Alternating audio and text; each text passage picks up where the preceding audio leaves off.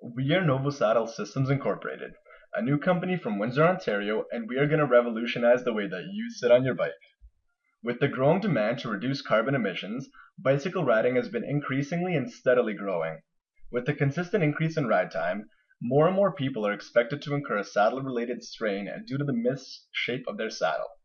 This is a growing industry, and we plan to capitalize on the niche of personalization.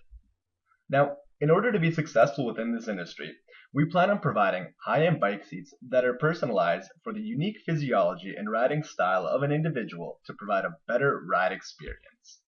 But before bringing this idea into the marketplace, we first needed to discover who our customers would be and what they would exactly be willing to pay for our product. We conducted over 150 interviews with store owners, club cyclists, recreational cyclists, and also casual cyclists from Detroit all the way across southern Ontario, including our eastern friends, those in Halifax.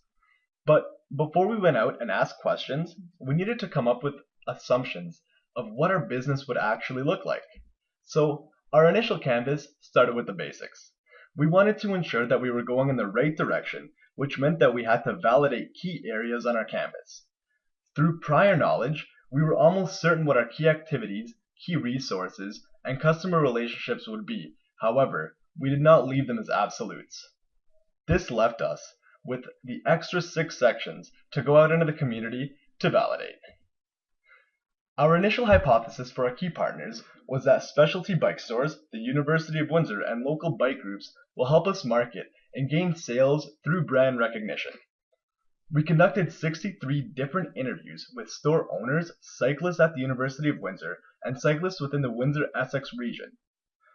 4 of the stores we interviewed expressed partial interest, while 3 expressed direct interest, and 1 store was fairly indifferent to the idea of personalized bike seats. However, 46 out of 55 cyclists had thought it was a unique and favorable idea. One of the main things that we learned from this was that people were interested in the idea, but only under the condition that it was tested and proven. This is where we made our first pivot, and it was to focus on people who would be part of rigorous testings to be part of our key partners. This brings us to test our value proposition and see if the product did what we said it could do.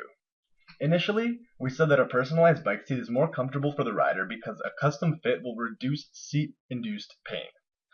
In order to find out whether this was really true or not, we interviewed 11 bike specialists and 3 physiotherapists. What we found out was that all the physiotherapists said that bike saddles cause the most strain out of any other part of the bike that is contact with the body. The 11 specialists, however, all confirmed that the seat's shape did play a role in comfort, but it was also how the bike was configured which also plays a key role in the comfort of the ride. What we learned was that in order to maximize the comfort of our seats, cyclists would need to get a personalized bike saddle that is also properly configured to every aspect of the bicycle. This would mean that there is another variable that we'd have to solve in our value proposition. Now, in order to understand who this value applied to, we looked at who our customers would be. Initially, we thought our customers would be primarily avid cyclers, which would include mountain bikers, BMX bikers, road bikers, and competitive cyclists. Now, in order to test this, we took a multinational approach and asked 10 different store owners between Detroit and Toronto which type of people bought which type of saddle. In order to ensure all gaps were filled, we also asked 20 club cyclists within the Windsor-Essex region about their purchasing habits, within the Toronto region, about their purchasing habits and the bikes that they owned. All the store owners had informed us that people bought seats depending on the need or the price point, but generally the price of the bike and saddle were positively correlated.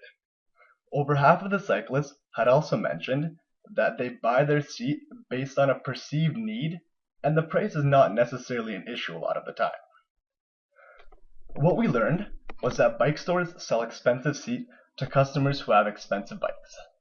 Since our seat was going to be expensive based on the technology that we were using, our target market focused on people who spent over $1,000 on a bike. Now, we knew who our target was, but how would we get it to them? Initially, we planned on selling bike saddles directly to the customer. In order to see if this were viable, we needed to know how much our product would cost to make. With the industrial 3D printer we were using through the University of Windsor, we derived a per seat manufacturing cost of roughly $400. We interviewed 40 cyclists between Toronto and Windsor and found out that none of them would pay this $400 price tag. In fact, in order for this business to actually be feasible, we would need to make each seat sell at a retail cost of around $250. So, where do we go from here? We learned that what we would need to switch our business model was go from a B2C model to a B2B model in order to reduce facility and advertisement costs. However, that was not all. In order to reduce printing costs, we needed to find a printer that was under $5,000. We found the MakerBot, which actually cost less than $3,000. We also planned on utilizing trade shows, crowdfunding, and cycling events to spread the word quickly among the cycling community. Now that we changed our channel to a B2B model, we needed to figure out how this could work. Initially, we planned to rent out necessary equipment to the retailers. We would provide everything and collect the money off of rent and licensing. However, in order to find out how many stores would be willing to do this, we took a sample of 5 stores between London and Toronto.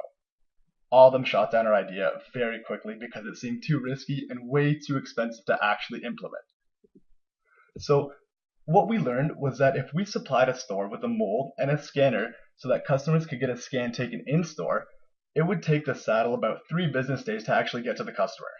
This was a breakthrough because not only did this reduce almost all inventory costs in-store, but it also added a crucial segment to our value proposition and our key partners. Now the value was on the business end as well, which gave us a higher incentive, which gave the stores a higher incentive to carry our brand. Currently, we have 2 minimum viable products being tested with pilot riders.